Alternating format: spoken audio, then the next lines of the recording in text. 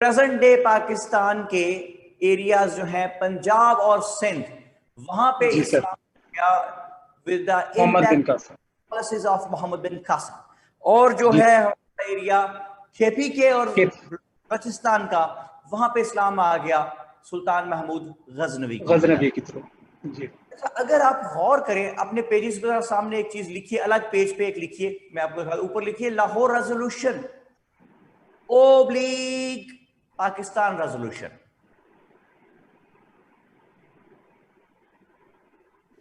दानियाल इमरान लिखते हैं LMAO, इसका क्या मतलब है दानियाल? किस चीज का एब्रिविएशन बनाया आपने ये?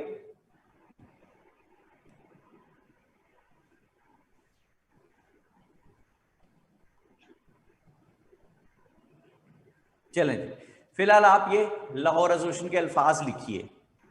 It is the considered view of this session. It is the considered view of this session of AIML, यानी All India Muslim League. It is the considered view of AIML that the northwestern, underline कर लीजिएगा हल्का सा, that the northwestern and northeastern, इसको भी underline कर ले, north eastern को छोटा सा, northwestern and northeastern areas of the subcontinent, areas of the subcontinent where the Muslims are in majority, where the Muslims are in majority, should be consolidated, should be consolidated to form independent states, to form independent states। ये independent states को भी underline कर रहे हैं लफ्ज को, to form independent states where constituent units would be sovereign,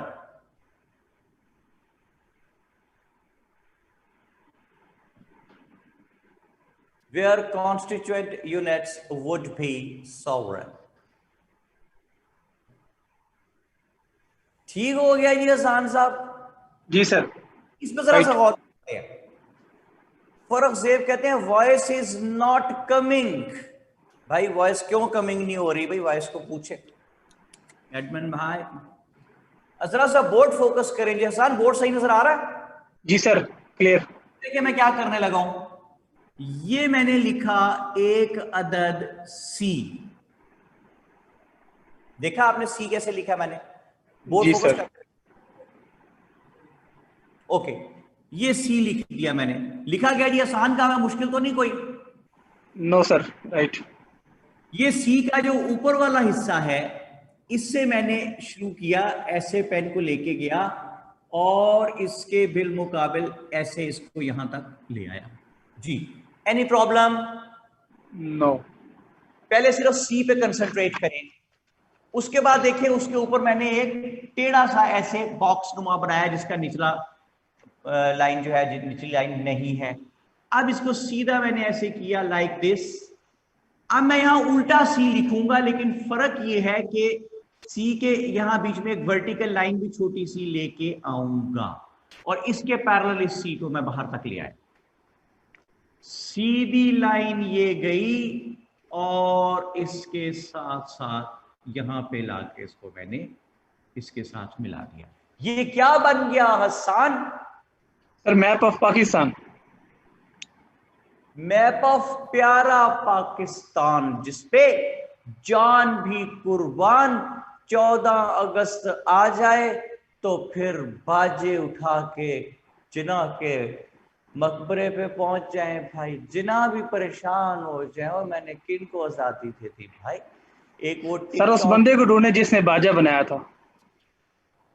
ये बात भी ठीक है यार, आपने बड़ी दुखती रग पकड़ी है कि वो बंदा ही पकड़ लो जिसने, मैं कहता हूं वो बंदा क्यों ना पकड़े जिसने इम्तिहान बनाए थे, एग्जाम,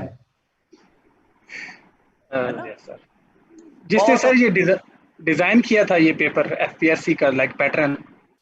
हाँ, देखें वो फिर उसको आप ना कहें जिसने एफपीएससी का पेपर पैटर्न डिजाइन किया, क्योंकि बुराई तो फिर बढ़ती चली जाती है ना, आप बुराई को जड़ से पकड़े जहां से पेपर शुरू हुए थे ना, वहां से।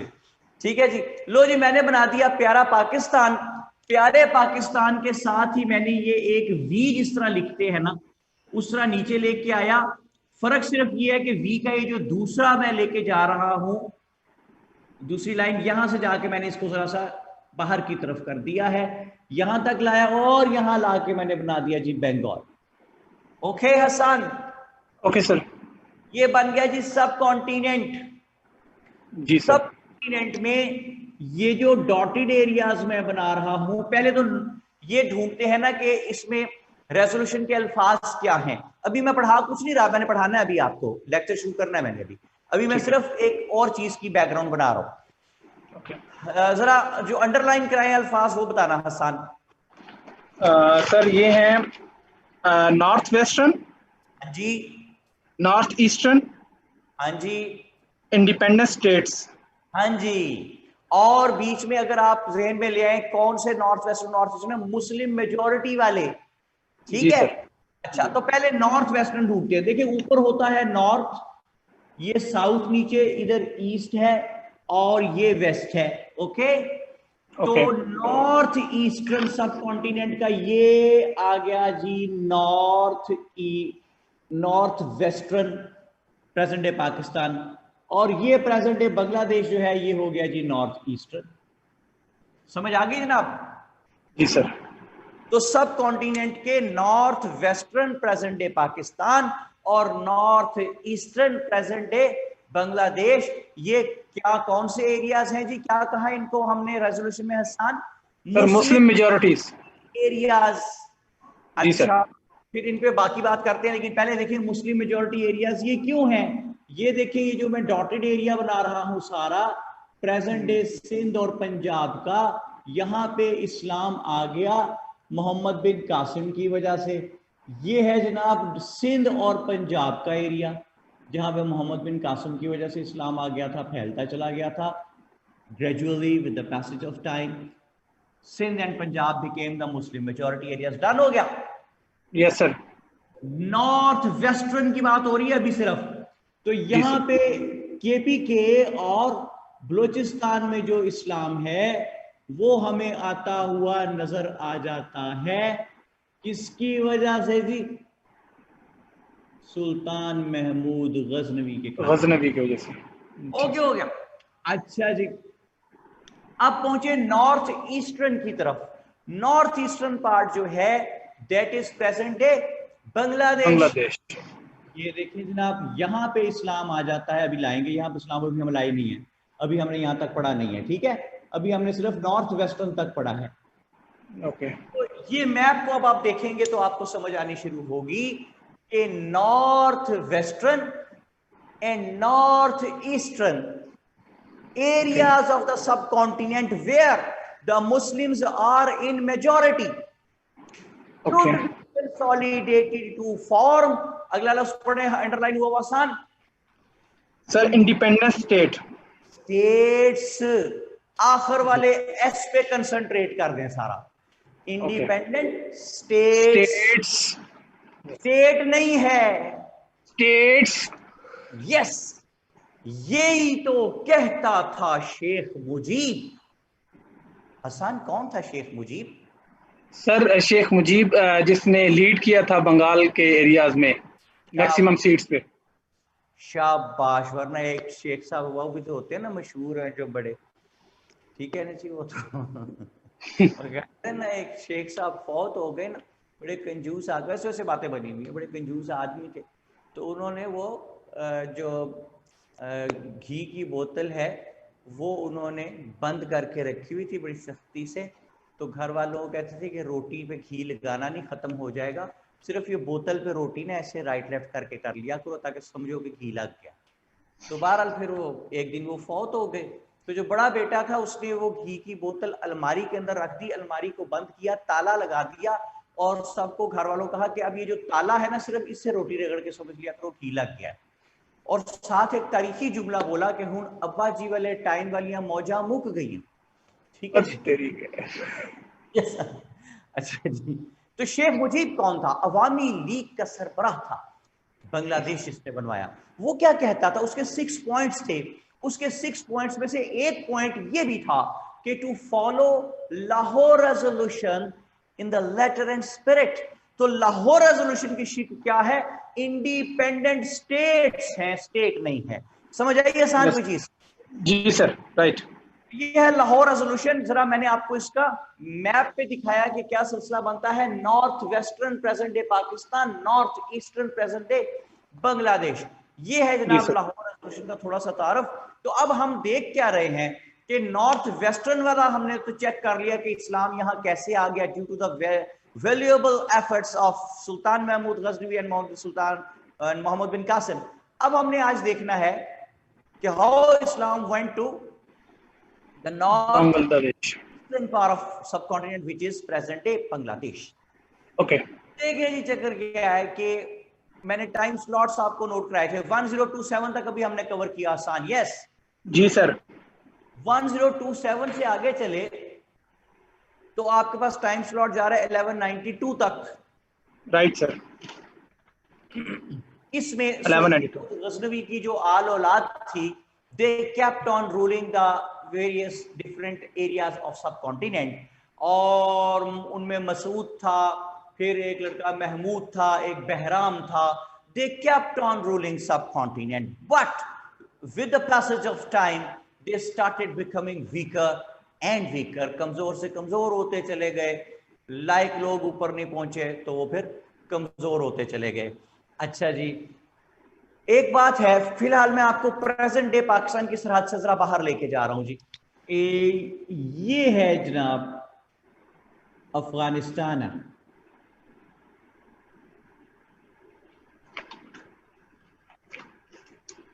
अफगानिस्तान, और ये अफगानिस्तान में जगह मैंने बना दी गजनी।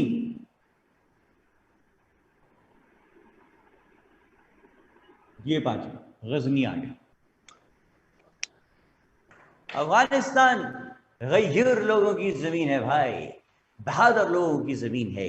आपको मालूम होगा कि अंग्रेज ने कितने सारे एरियाज पे कब्जा कर लिया था सब कॉन्टिनेंट पे, लेकिन अफगानिस्तान वालों ने अपनी जमीन पे कब्जा नहीं करने दिया। They are brave people. और उनकी जमीन पे जब तक उनका एक बच्चा भी जिंदा है, मेरा नहीं ख्याल कि कोई उन पे 2001 में अमेरिका के पास जितने एटम बम थे सारे, जितने एटम बम कह रहा हूं, जितने बम थे, मिसाइल थे, सारे हर तरह का फेंक के देख लिया। लेकिन दिलेर लोग हैं, बैठे रोटी खा रहे हैं, खाना खा रहे हैं, मिसाइल आके गिरा है, सारे खाना वो मिसाइल से डर नहीं रहे। वो कहते यार सारा खाने में मिट्टी डाल दिया खबीस का बच्चा पता चखा ना जरा इनको। वो डरती नहीं है मौत से। सर मैं यहाँ पे एक चीज कोट करना चाहूंगा यहाँ पे इस बात पे। सर एक हमारे मशहूर ISI के हैं, मतलब पास्ट के वो थे, जनरल थे, कर्नल मुजाहिद के नाम से। और उनका एक बहुत बड़ा एक पूरा कॉलम सीरीज भी चली थी, उन्होंने अपना पूरी स्टोरी बयान की थी। वो कहते हैं कि मैंने अफगान नेशन को देखा है बहुत करीब से, लाइक रशिया वार के दौरान। तो वो कहते हैं कि मैं वहाँ पे हम मतलब एक मिशन था समथिंग लाइक दिस। तो पहाड़ के ऊपर हम खड़े हुए और मैंने दूर से देखा कि उनके छोटे बच्चे जो हैं वो अपनी चादरें हिला के दूर से आने वाले एयरप्लेन्स को, मतलब वहाँ पे जो फाइटर जेट्स थे उनको वो चादरें हिला रहे हैं कि हम यहाँ पे हैं। और वो जब आते थे वो छुप जाते थे, और क्योंकि वो शेल फेंकते थे, तो जो बम के शेल होते हैं वो उस वक्त, ये 90s की बात है, उस वक्त पेशावर में एक शेल 500 रुपए का बिकता था। तो वो शेल इकट्ठे करने के लिए खाली वो बम अपने ऊपर मरवाते थे और बाद में छुप के वो फिर निकल के बाहर बम। कहते हैं जिस कौम के बच्चे सिर्फ अपने ऊपर शेल इकट्ठे करने के लिए बम मरवा सकते हैं, तो मेरा नहीं ख्याल कि आने वाले वक्त में इस कौम को कोई सफाई हस्ती से मिटा सकता है। असूलन मैं आपको बताऊं कि तमाम मुसलमानों को इतना ही दिलेर होना चाहिए। वजह ये कि जो मुसलमान का मौत पे बड़ा जबरदस्त ईमान होना चाहिए। अगर आपका ईमान हो मौत पे कि मौत तो आनी आनी है, तो फिर आपका डर कम से कम जरूर खत्म हो जाता है। लेकिन हम लोग आसाइशों में घिरे हुए लोग हैं, लग्जरियस लाइफ में घिरे हुए लोग हैं, तो जितना आप लग्जरियस लाइफ में जाते जाते, इस्लाम है दीन फितरत। ये कहा जाता है कि आप अपने घरों को कुशादा लेकिन सादा रखें, उनको इतना खूबसूरत ना बना दें कि उनको छोड़ते हुए आपको दुख हो। एक कैसा जबरदस्त हुक्म है इस्लाम के अंदर मौजूद है, दीन फितरत है ना इस्लाम। बिल्कुल। तो लेकिन हम लोग जो है उसको फॉलो नहीं करते। और लेकिन बहरहाल जी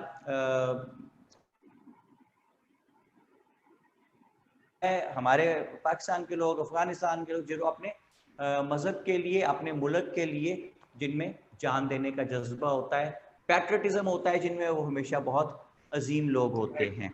अच्छा जी, बात हो रही, ये मैंने आपको मैप बना के दिखाया, ये अफगानिस्तान है, ये जगह है गजनी। गजनी कौन सी जगह थी हसन? सर जहाँ पे सबुक्तगीन साहब थे अफगानिस्तान के अंदर। सबुक्तगीन साहब? जी सर। माशाल्लाह।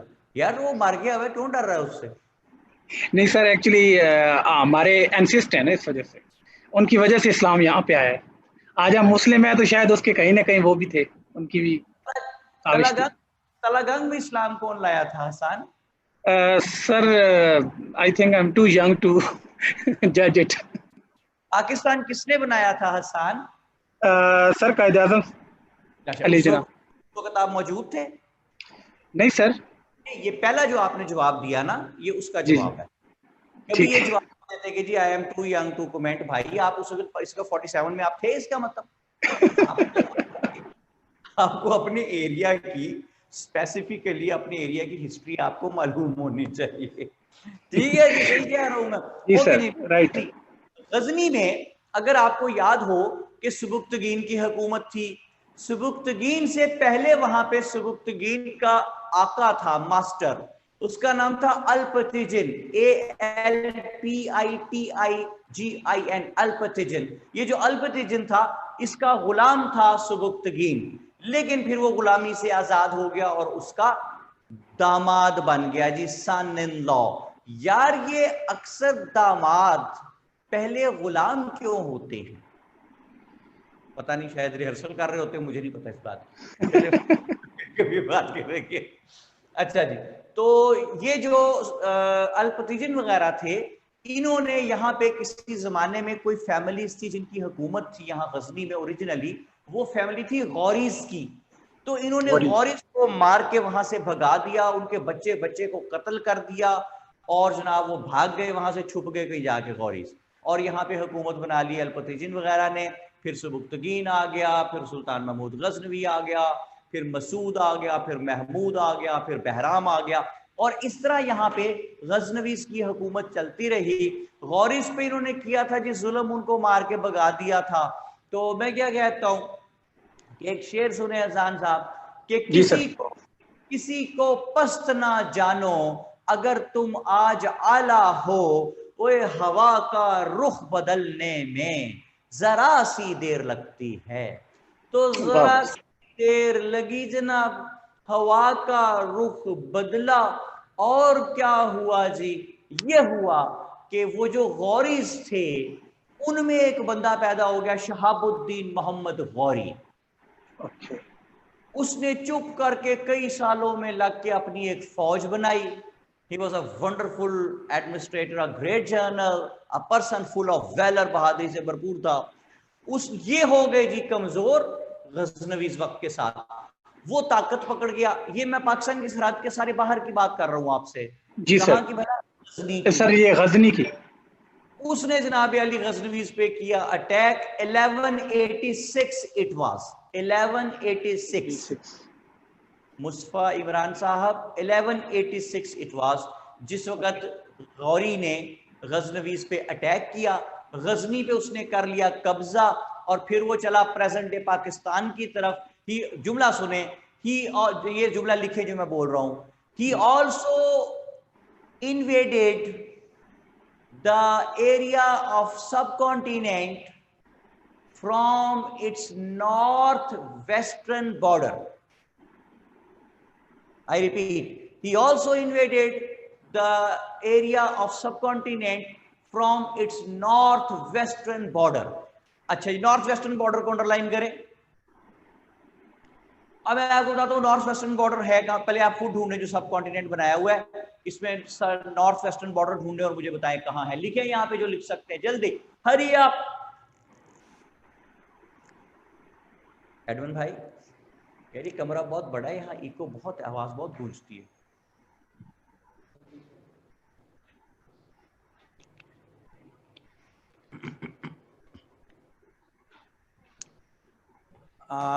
Usman Aslam, not exactly Afghanistan.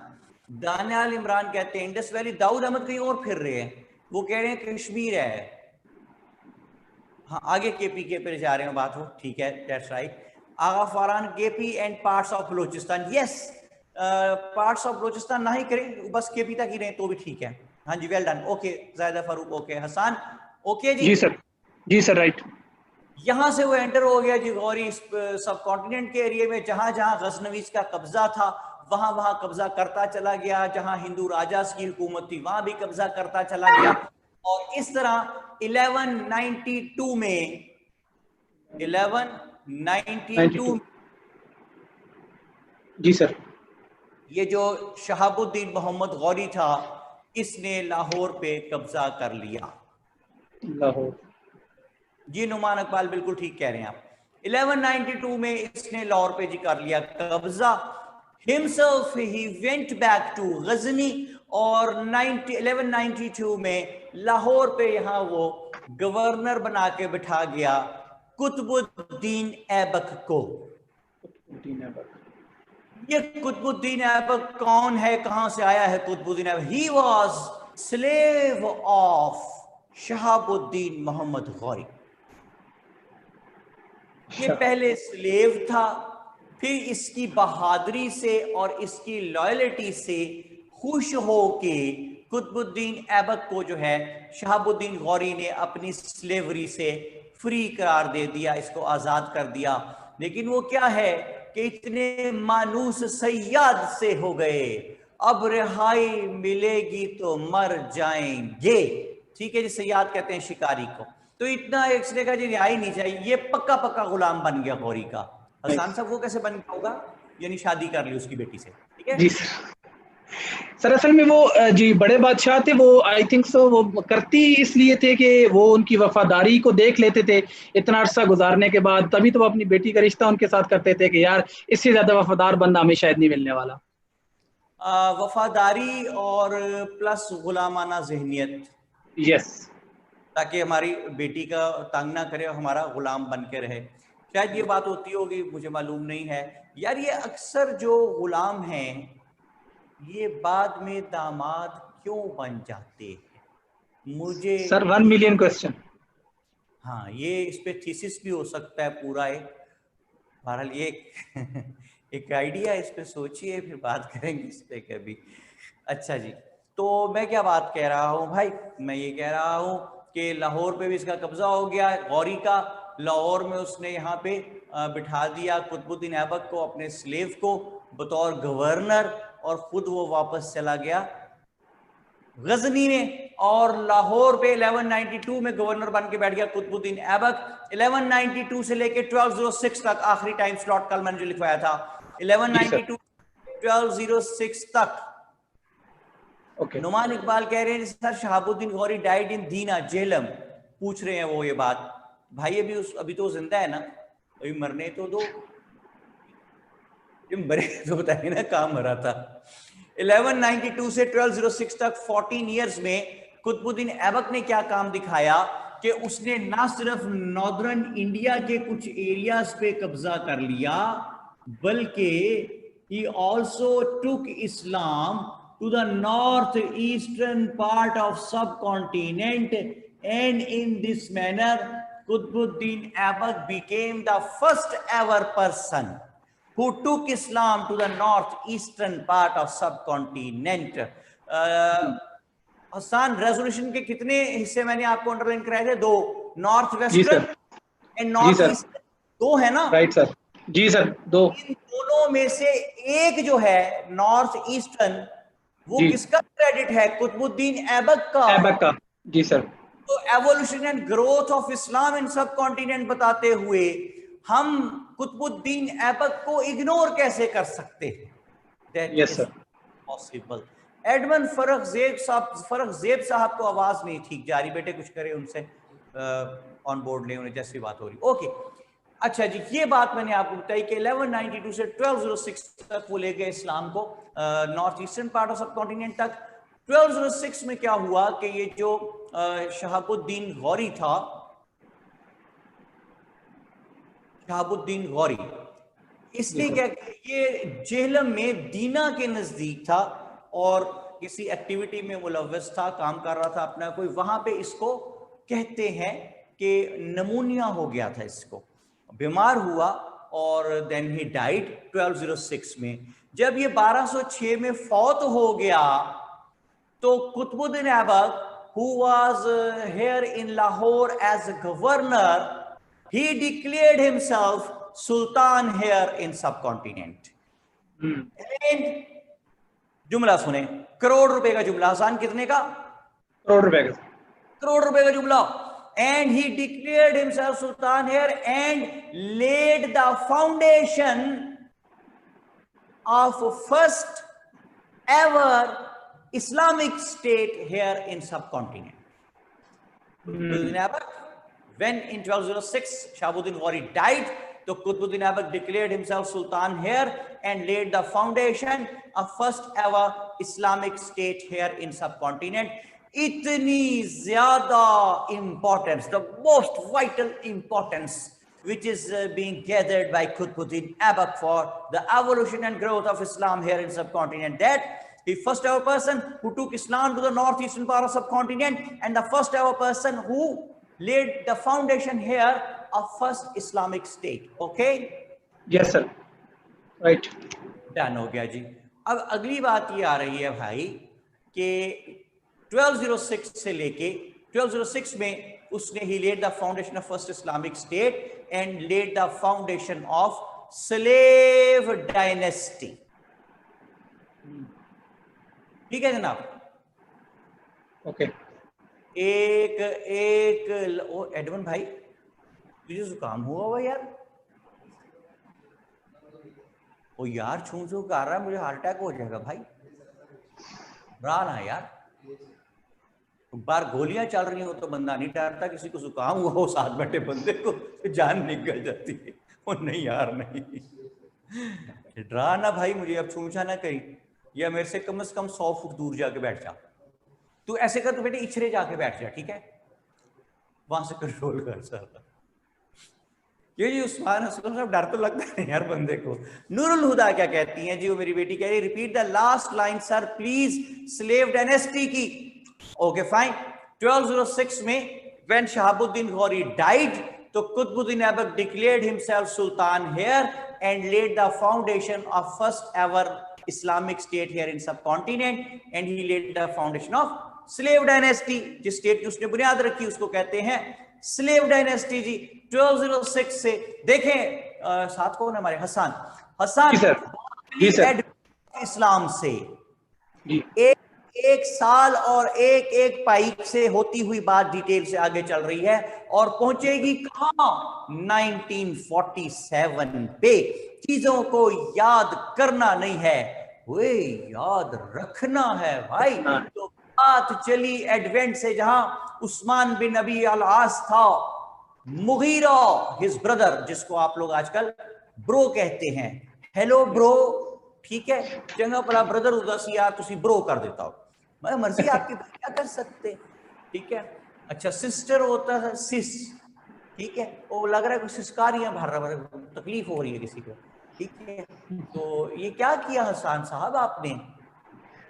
Sir असल में हम मैसेज की अवाम है, टेक्सटिंग नेशन है, तो इस वजह से हमने हर चीज को रिड्यूस करना शुरू कर दिया है। हाँ जी, रिड्यूस कर दिया, वेरी गुड, ताकि टाइम जल्दी फास्ट कम्युनिकेशन हो सके। गुड जी सर। अच्छा जी, तो आगे बात ये बनी कि ये जो स्लेव डायनेस्टी मुगीरा, मुहल्लब बिन सगीरा, सन्नान बिन सलमा, अब्बाद बिन ज़ियाद, 712 से 1206, जिसमें मोहम्मद बिन कासिम का अराइवल, उसका पॉलिसीज का इम्पैक्ट, फिर अराइवल ऑफ सुल्तान महमूद गजनवी, और फिर अराइवल ऑफ शहाबुद्दीन गौरी। ये करते हुए ये अब तक जितनी हमने डिस्कशन की 1206 तक, उसमें हमने ये देख लिया कि Islam north western and north eastern part of subcontinent तक पहुंच गया। डन हो गया जी सर। अच्छा जी, हसान अहमद बेटे से लेंगे जी इजाजत। Thank you very much Hasan, बहुत देर आप thank you sir, so nice of you. यहाँ लिखे कि मैं बात करना चाहता हूं सो दैट कि हम उसको ऑन बोर्ड ले सकें फौरी तौर पे। फरख ज़ेब साहब कह रहे हैं कि जनाब मैंने बात करनी है।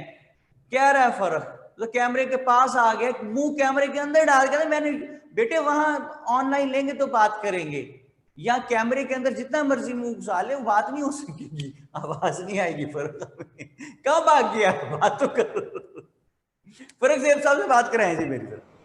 फरक ज़ेब साहब, कैसा है भाई, ठीक है? हेलो सर, अल्लाह का शुक्र। के साथ बैठे हुए हैं, बिल्कुल बहुत डिस्टॉर्शन आपकी आवाज में। कौन है?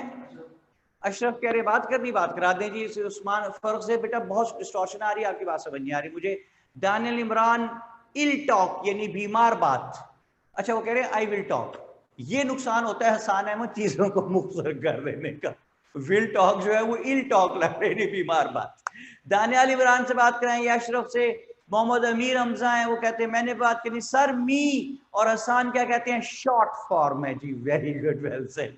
हाँ जी, कौन है जी लाइन पे? अशरफ शाह साहब जी। शाह जी अस्सलाम वालेकुम। आवाज तो आ रही भाई, म्यूट हो गए हैं, बोल नहीं रहे जी। अशरफ शाह जी नाराज हो गए हमारे से। हमारे से क्यों नाराज हो गए भाई, हमने तो आपका ही कुछ नहीं। इल टॉक से बात कराएं जी दानियल इमरान से। इल टॉक। हेलो, अस्सलाम वालेकुम सर। वालेकुम अस्सलाम। दानियल कैसे हैं बेटा, आप ठीक हैं? ठीक ठाक अल्हम्दुलिल्लाह सर। दानियल आप शाही आदमी हैं, काफी शर्माते हैं। नहीं, नॉट रियली। तो फिर अपनी डीपी लगा दो ना यार, पता तो चले बंदा किससे बात कर रहा है। ठीक है, चलो जो बेटियां हैं उनका तो अपना तरीकाकार है, वो बेशक डीपी लगाएं ना लगाएं। वो बॉयज हैं आप लोग, आप तो लगा दिए और पता तो चले बंदा चले किससे सर, बात। डीपी लगा लेंगे, आप खुश रहें सर। खान साहब मैंने कल भी कहा था वो उड़ रहे हैं किसी पैराशूट में, कुछ पता नहीं चल रहा। अच्छा, और फरक ज़ेब साहब हैं जी, बड़े डिसेंट से आदमी हैं। और उनका ख्याल ये है कि कैमरे के जितना नजदीक मुंह ले आए तो बात होनी शुरू हो जाएगी। हालांकि बात तो वहां से होगी ना, सुविधा म्यूट होगी। हाँ जी दानियाल, मेरी बातें सारी समझ आ रही हैं आपको? Yes sir. दानियाल क्यों नहीं होता CSS लोगों से? इनबिल्ट फेयर होता है सर, कि अनएक्सपेक्टेड का अननोन टेरिटरी होती है। कुछ लोगों को इतने वास्ट वैरायटी ऑफ सब्जेक्ट्स पढ़ने में आई थिंक डिफिकल्टी होती होगी, स्पेशली इंग्लिश लैंग्वेज पे काफ़ी इशू है। बेसिकली फेयर ऑफ फेलियर, जिस तरह हसन अहमद कह रहे हैं। मेन किलर जो है आपका, that is English essay. Absolutely. मैं ये कहता हूं कि मैं आपको एक बात बताना चाहता हूं। पिछले 15-16 साल में, और जब से हमने माशाल्लाह वर्ल्ड टाइम्स बनाया है, इसके भी ये 7-8 साल वर्ल्ड टाइम्स के, आज तक मेरा कोई स्टूडेंट इंग्लिश एसे में फेल नहीं हुआ। ये एक यूनिक रिकॉर्ड अल्लाह पाक ने मुझे दे रखा है। अब मेरा रिकॉर्ड तोड़ने की कोशिश ना करना दानिया। पता नहीं ना, बिल्कुल मैं तो तोड़ के दिखाऊंगा रिकॉर्ड, ऐसी की तैसी सी। चैलेंज की है सर ने मुझे। ठीक है दानियाल, ऐसा चैलेंज नहीं करना कभी। अच्छा, इसकी क्या, the people who work, obviously the people who work, तभी तो हमारे हर साल वर्ल्ड टाइम्स के हमारे मतलब अबाउट 300 पीपल जो है वो रिटर्न क्लियर कर लेते हैं। आखिर ऐसे क्लियर होता है तो रिटर्न क्लियर होता है ना भाई सारा। और 150 के नजदीक लोग जो हैं those who get allocated in various groups every year.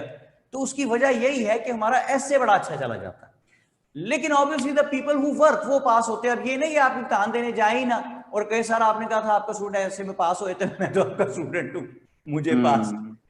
आप इम्तिहान देने जाएंगे तो पास होंगे ना। And obviously the people who keep on working. ठीक है बेटा, बिल्कुल। बात समझ आ गई आपको?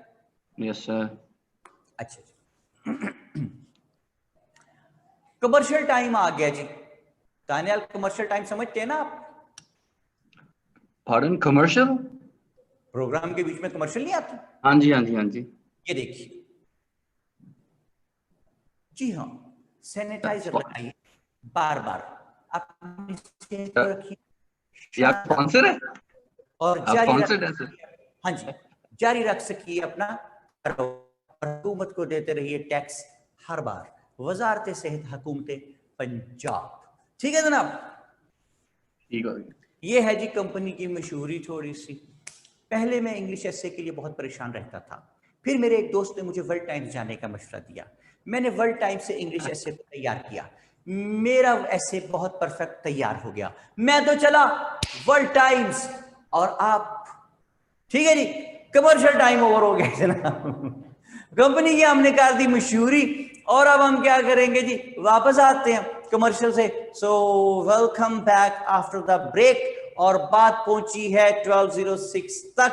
1206 में क्या बात हो रही है भाई कि शहाबुद्दीन गौरी फौत हो गया, Qutbuddin Aibak declared himself sultan here. तो नेक्स्ट टाइम स्लॉट हमारा दानियाल क्या है? 1206 से चलेंगे, कहां पहुंचेंगे? 1526 तक। दानियल मेरा हिसाब जरा कमजोर है यार, बताना ये टोटल कितने साल बनते हैं 1206 से लेके 1526 तक? 500 minus 200 तकरीबन माशाल्लाह 200 and उसे करने दो ना, लिखो यहाँ 320, उसे करने तो दो। 320 sir, thank you. Usama Babar अपना आईडी कार्ड नंबर लिख रहे हैं, क्या कर रहे हैं भाई? माइनस इतना प्लस इतना, उसामा बाबर आपको दानियाल समझा रहे हैं कि इतना प्लस माइनस है। फरहान अली, आगा फरहान अली कहते हैं 300 है, पता नहीं कैसे 300 है। दाऊद कहते हैं 320। वेरी गुड दाऊद, शाबाश। 320 है भाई, इतना कौन सा बड़ा हिसाब था दानियाल? तू पूरे कैलकुलेटर लेके बैठ गया है और तूने एक डिपार्टमेंट बना दिया है, वो तूने बंदे नौकर रख लिए हैं, तूने बंदे नौकर रखा है। तुमने करना ये है कि बताओ कि 200 1206 से लेके 1526 तक टोटल कितने साल बनते हैं? उसामा बाबर वो कहते हैं जी के आईडी कार्ड नंबर है। ये क्यों लिखा है जी? मुझे नहीं पता क्यों लिखा है। Sorry sir, I was sending to someone at WhatsApp. Usama Babar अपना आईडी कार्ड नंबर किसी को भेज रहे थे और वो गलती से उन्होंने यहां पे भेज दिया। Usama Babar, I really feel very sorry for you for your future. ठीक है, इसलिए भाई कि किसी को करने वाला मैसेज जब गलती से आप अपनी बेगम को भेज देंगे ना, तो बस वो मैसेज बेगम के फोन में आया, इतना तो मीर ने देखा, फिर उसके बाद चिरागों में रोशनी न रही। ठीक है क्यों जनाब दानियाल इमरान साहब, उसामा बाबर आपका क्लास फेलो, उसे समझाएं कि ये हरकतें नहीं करनी भाई। मैसेज किसी को हमें अपना आईडी कार्ड नंबर लिख के भेज रहा है, तो क्या पता कल को किसका मैसेज किसको भेज दे। अच्छा जी, चले बहरहाल उनकी मर्जी है जी, आपका क्या कर सकते हैं। कहाँ गया उसामा? लिख यार भाई। उसामा हमारे साथ प्लेज करें कि आइंदा आप मोहतात रहें। उसामा कहते हैं खैर है सर, 4 शादियों की इजाजत है। बेटा तेरे जैसा बंदा ना एक करने के बाद ही कह रहे होते हो नहीं नहीं यार नहीं ऐसा नहीं होता, बंदे नू लॉयल होना चाहिए है ना। उसामा सब जानते हो बेटे जितनी तू बातें करता है। अच्छा चलें जी, तो बात क्या बनी जी? बात अब जा रही है 320 साल हैं। These 320 years are vital whereas the evolution and growth of Islam is concerned. How you can shun out these 320 years? तो इन 320 सालों में जरा मेरा ख्याल है पेज 11 या 15 होगा, जरा निकालना नोट्स में, हॉरिजॉन्टल जिसमें डायनेस्टीज हैं 1206 से 1526। मिल गया दानियाल? जी सर। Page number 12। 12 जी जी पेज 12 है जी, निकाले सब पेज 12 सामने। मोमिल, अवैस, जुनैरा, जाजेब, दाऊद, सारा, रज़ा, सैयद अहमद, अनम बदर, सबा खान, जैनब फातिमा, मरियम अवान और शुएब लियाकत साहब, सैयद अहमद साहब, सदफ, इकरा। ये मुझे आप लोगों के नाम कैसे ज़बानी याद है, देखा आपने गौर किया दानियल? सर आपके सामने लिस्ट खुली हुई है। हाँ बिल्कुल सामने लिखे हुए यार, नाम किसी बात है। वेरी गुड, शाबाश। दाऊद ने बताया जी कि पेज 12 है पीडीएफ का, और बुक पेज यानी मेरे ख्याल वो नोट्स का पेज है 11 कहना चाह रहे हैं दाऊद, ऐसी बात है? बिल्कुल। कहते हैं that's great, thank you very much. अच्छा जी, तो सबसे पहले है 1206 से 1526 के अंदर, इसको भी हमने बाइफरकेट कर दिया इन 320 सालों को। इसको कैसे बाइफरकेट किया? सबसे पहले लेके आए 1206 से 1290, 1206 से 1290, और ये जो डायनेस्टी है दानियाल आप बोलेंगे नहीं, लोग यहां पे लिखिए कि 1206 से 1290 तक कौन सी डायनेस्टी आपके सामने लिखी हुई है, ताकि मुझे पता चल जाए कि you people are on the right page and we both are on the same page. Slave dynasty है जी, slave dynasty, slave dynasty, good. Slave dynasty it is known as because whosoever ruled in this dynasty ruled for 84 years, 1206 से 1290 तक। तो whosoever ruled here in this dynasty, he himself was a slave or he was the son or daughter of the slave। ठीक है जी, इसलिए इसको slave dynasty कहते हैं। इसमें टोटल 10 रूलर हैं, आपके सामने लिखे हुए हैं जी, देखें कौन कौन है। कुतुबुद्दीन ऐबक है 1206 से 1210 तक जी दानियाल, ओके? Yes sir. दूसरा रूलर है इसमें आराम शाह, ये 1210 से 1211 तक है। दानियाल? बिल्कुल सर, बिल्कुल। तीसरा रूलर इसमें शमसुद्दीन अल्तमश है,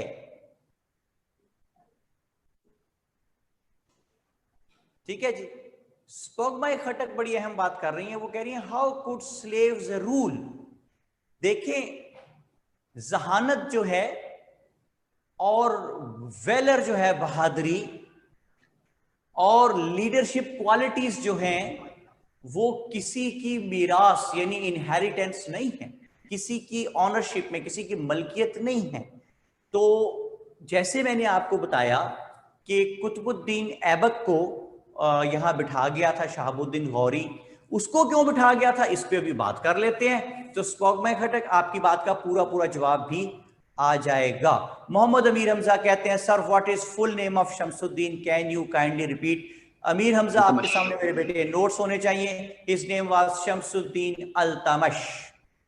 लिखेंगे इल्तुतमिश, इल्तुतमिश और बोलेंगे Altamash.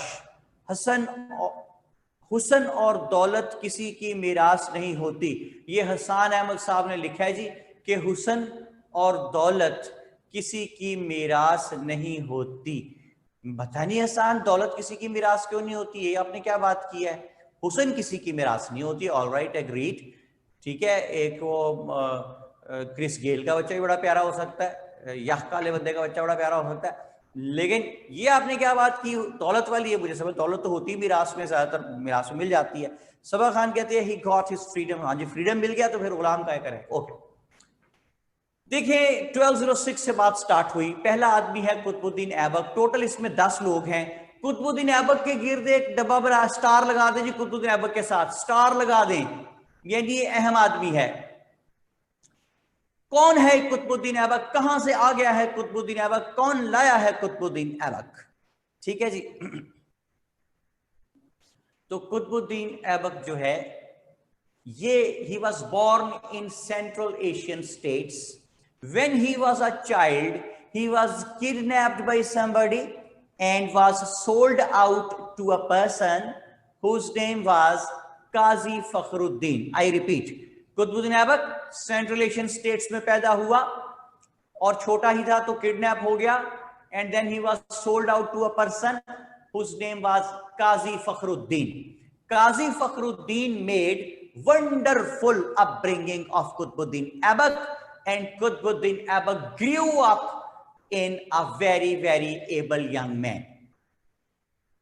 Qutbuddin Aibak grew up in a very, very able young man. उससे क्या हुआ जी कि जब ये बड़ा हो गया तो काजी फखरुद्दीन ने इसको बेच दिया शहाबुद्दीन मोहम्मद गौरी के पास। इस तरह ये शहाबुद्दीन गौरी के पास आ गया। He was a very brave person, Qutubuddin Aibak was। ये एक जंग लड़ रहा था उसके साथ मिलके गौरी के साथ, तो उस जंग में Gauri was about to be arrested or killed by the other army. So when he stood in front of him, he fought with great valor and provided an opportunity to Shahabuddin Ghori to save himself and get away from the battlefield. And instead, Qutbuddin Aibak was arrested. Qutbuddin Aibak Ghori को इतना अजीज था कि फिर कुतुबुद्दीन ऐबक ने कुतुबुद्दीन ऐबक गौरी को इतना अजीज था कि फिर गौरी ने सिर्फ इसको आज़ाद कराने के लिए उस जगह हमला किया और इसको आज़ाद करवा के वापस लेके आया। एक दफ़ा कुतुबुद्दीन ऐबक ने अपने बहुत सारे जो गुलाम थे उनमें इनाम बांटा ढेर सारा। ये क्योंकि बड़ा नियर एंड डियर था तो इसको ढेर सारा इनाम दे दिया। जब इसको ढेर सारा इनाम मिल गया, इसने बाहर जाके वो सारा इनाम बाकी गुलामों में बांट दिया। When Ghori came to know कि इसने ये हरकत की है कि अपना इनाम भी बाकी गुलामों में बांट दिया है, तो बड़ा खुश हुआ और उसको समझ आई कि ये कोई अच्छे खानदान का चश्मो चिराग लगता है, जिसने खानदान जिसका ब्लड जो है वो बोलता है कि वाकई उसके अंदर अच्छी सलाहियतें मौजूद है, अच्छे खानदान का खून है। उसने इसको अपनी गुलामी से आजाद कर दिया। लेकिन कुतुबुद्दीन ऐबक उसकी गुलामी का इतना आदी हो गया था कि ये फिर उसका पक्का पक्का स्लेव बन गया। दानियाल कैसे पक्का पक्का स्लेव कैसे बना? हाँ जी सर, ये तो वही हिसाब हो गया जब आप पिंजरे का केज खोल देते हो और परिंदा बाहर नहीं निकलता, आदी हो जाता है। वेरी गुड भाई, उसका दामाद बन गया, सन इन लॉ। शाबाश, वेरी गुड जी, ठीक है। Got married to her daughter, got married to his daughter. हाँ जी, कुतुबुद्दीन ऐबक ने शहाबुद्दीन गौरी की बेटी से शादी कर ली, उसका दामाद बन गया। जब 1192 में गौरी ने लाहौर पे कब्जा किया तो वो अपने दामाद कुतुबुद्दीन ऐबक को, अपने सन लॉ कुतुबुद्दीन ऐबक को लाहौर में बतौर गवर्नर बिठा के चला गया वापस गजनी। आप समझ आ गई जी आपको बात कि स्लेव जो है वो रूलर कैसे बन जाता है। स्पॉक बाय खटक पूछ रही थी, how slaves can become the rulers. देखा, पहले स्लेव था, फिर स्लेवरी से हटा, सन इन लॉ बन गया, रूलर्स की फैमिली का हिस्सा बन गया, तो फिर वही रूलर इसको गवर्नर बना के चला गया। खुद वो जाके जब फौत हो गया 14 इयर्स के बाद, तो फिर ये स्लेव, सो कॉल्ड स्लेव जो रह गया था, ये यहाँ का रूलर बन गया कुतुबुद्दीन ऐबक।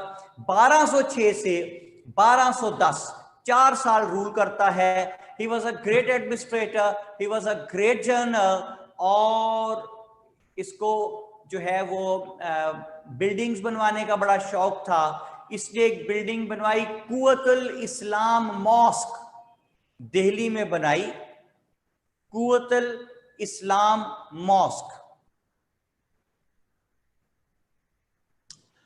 और इसने दिल्ली के नजदीक एक जगह थी, कुतुब मीनार बनवा रहा था ये दिल्ली के नजदीक, कुतुब मीनार। कुतुब मीनार को कुतुब मीनार क्यों कहते हैं दानियाल?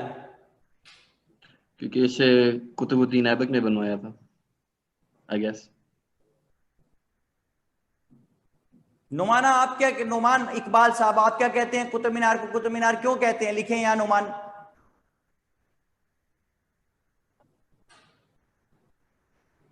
ओए काके, बार बारिश हो रही है, ज्यादा है। अवैस शाहिद साहब कहते हैं जी सिंबल के तौर, पता नहीं किस चीज का सिंबल है जी, ये मुझे नहीं पता। अच्छा जी, इट्स रेनिंग सर, उस्मान कहते हैं वेरी गुड। नया बजर कहते हैं लाइब्रेरी, पता नहीं किस चीज की लाइब्रेरी है ये। मुस्तफ़ा इमरान कहते हैं बरियल प्लेस है, ये भी मुझे नहीं पता क्या है। और जो है वो नुमान से मैंने पूछा था, उसने अब तक कहा ही कुछ नहीं। रजा कहते हैं सर हिज मकबरा इज इन अनारकली।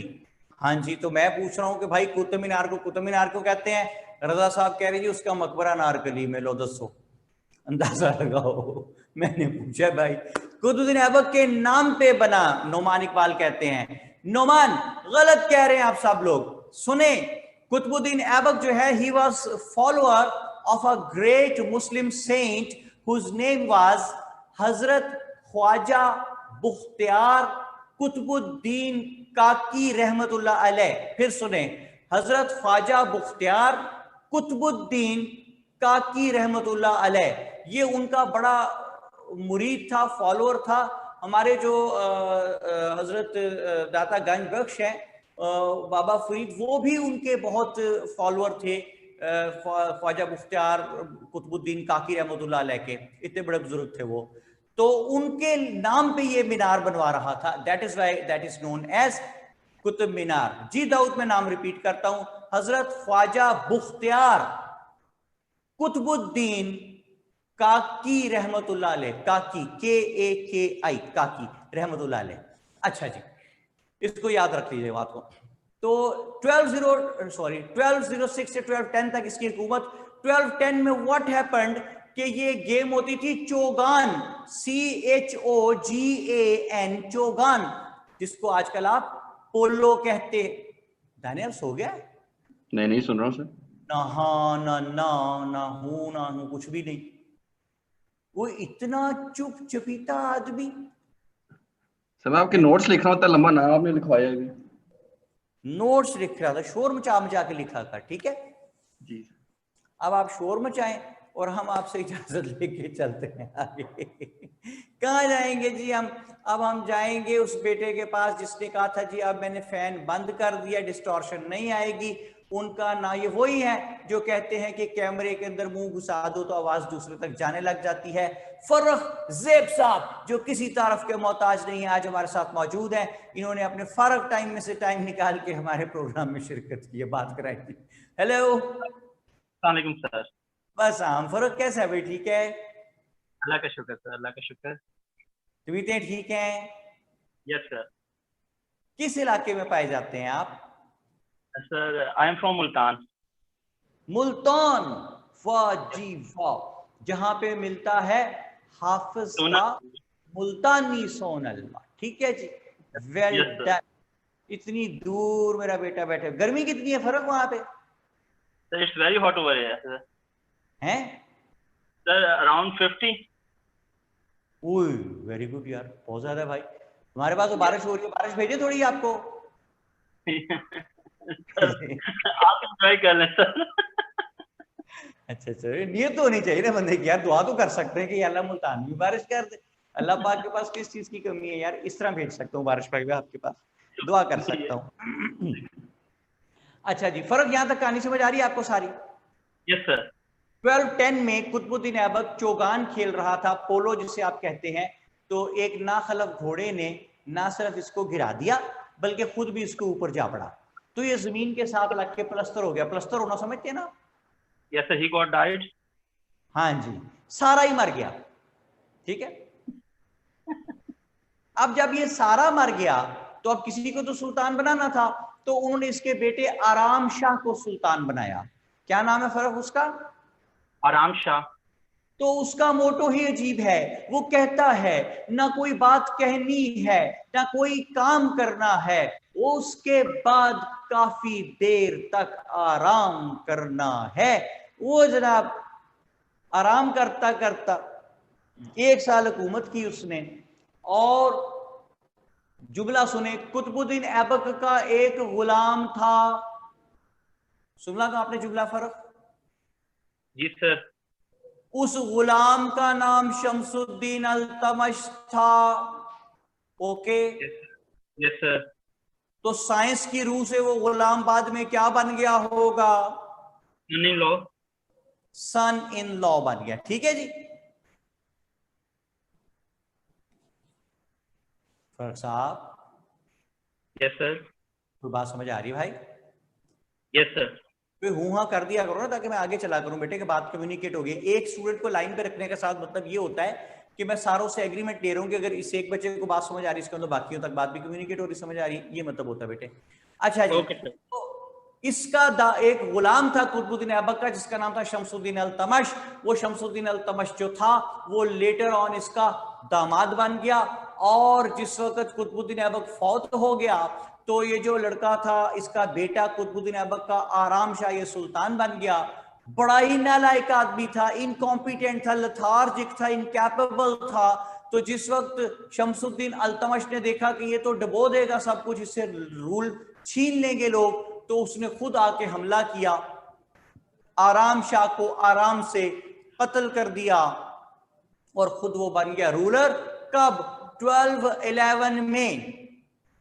तो 1211 से लेके 1236 तक, right from 1211 till 1236, 25 years Shamsuddin Altamash kept on ruling subcontinent. Shamsuddin Altamash का जो ओरिजिन था, he was from Turkmenistan, the central Asian state, वहां से आया हुआ था वो। इसका 25 साल का जो रूल है, he was a very pious man, Shamsuddin Altamash बड़ा नेक इंसान था। शमसुद्दीन अल्तमश ने दो काम ऐसे हुए इसके दौर में जो लॉन्ग लास्टिंग साबित हुए। इसने तुर्कमानिस्तान से 40 बॉडीगार्ड्स मंगवाए अपने। they all were well built, tall, healthy, full of valor, great fighters। उनको 40 बंदे इसने बुला लिए। फर्क ठीक है? Okay sir. इन 40 लोगों को कहते हैं इस हिस्ट्री में the 40s। 40s। The 40s, ठीक है? Okay the sir. इंग्लिश वाला द और 40 apostrophe s, the 40s। Minhal पूछ रही हैं, sir Altamash who was whose son in law? Whose ये एक नया लफ्ज है, हु के साथ apostrophe s डाला उन्होंने। Was whose son in law? ये मेरे बेटे मैंने आपको बताया जो कुतुबुद्दीन ऐबक का सन इन लॉ था। अच्छा जी, मानूर आकिफ क्या कहती हैं जी? वो कहती हैं सर रिपीट कर दें 40 लोगों वाली बात। जी बेटा जरूर कर देता हूं। देखें, द 40s, तुर्कमानिस्तान से शमसुद्दीन अल्तमश ने 40 लोगों को बुलाया अपने बॉडीगार्ड के तौर पे, क्योंकि वो वेल बिल्ड थे, टॉल थे, ग्रेट फाइटर्स थे, फुल ऑफ वेलर थे, बहादुरी से भरपूर थे, इसलिए उसने उनको बतौर बॉडीगार्ड्स यहां बुलवा लिया। मानूर बेटे समझ आ गई तो यहाँ यस या ओके शोके लिख दे, मुझे समझ आ जाए बात। ओके, फर्क आपको समझ आ रही बात? Yes sir, yes sir, I am with you sir. फर्क, आपकी शादी हो गई भैया? Yes sir, I am married. हाँ माशाल्लाह, वो डीपी से लग रहा है बेटे, वो मजलूम से बने बैठे हुए हो।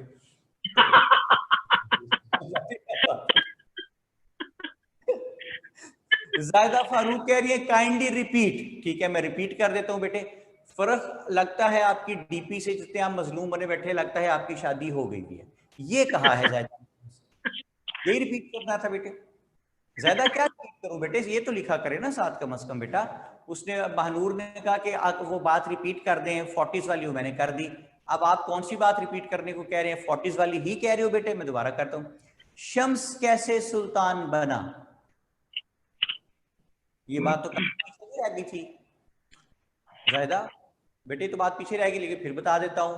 शमसुद्दीन अल्तमश भी क्योंकि कुतुबुद्दीन ऐबक का स्लेव था, जब इसने देखा कि आराम शाह बहुत नालायक आदमी है और रूल उससे छिन जाएगा, तो इसने हरकत में आया, और इससे पहले कोई और रूल छीन लेता आराम शाह से, तो इसने अपने ब्रदर इन लॉ यानी साले को, आराम शाह को इसने मार दिया और खुद ये बादशाह बन गया। अब ठीक हो गया जी जायदा?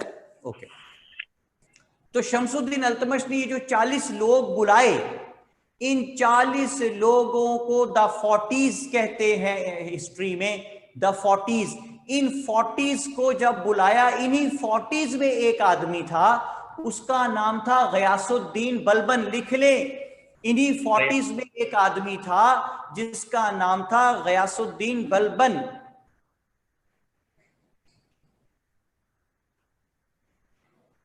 ओके अफसर बेटे, आई विल ट्राई, लेकिन ये मैं कई दफा ना फिर बता दूंगा आपको। अच्छा जी, तो वो जो गयासुद्दीन बलबन था, वो इसको बड़ा पसंद आया अल्तमश को कि यार ये तो बड़ा लायक आदमी है। अच्छा जी, गयासुद्दीन बलबन आया किस कैपेसिटी में है यहाँ पे?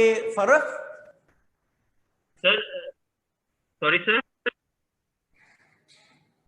मैं पूछ रहा हूं बेटा कि जी, सर। गियासुद्दीन बलबन यहां आया किस कैपेसिटी में है? बॉडीगार्ड के तौर पे। Okay sir, bodyguard. ठीक है, अच्छा आ तो गया, यहां सबा खान कहते हैं नेक्स्ट सन इन लॉ, अच्छा बॉडीगार्ड के तौर पे आ गया।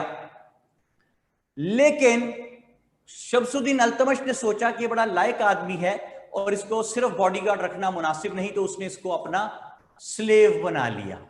ठीक है, ओके सर। बतौर बॉडीगार्ड आया और स्लेव बन गया। अब 40s में से बाकी कितने रह गए?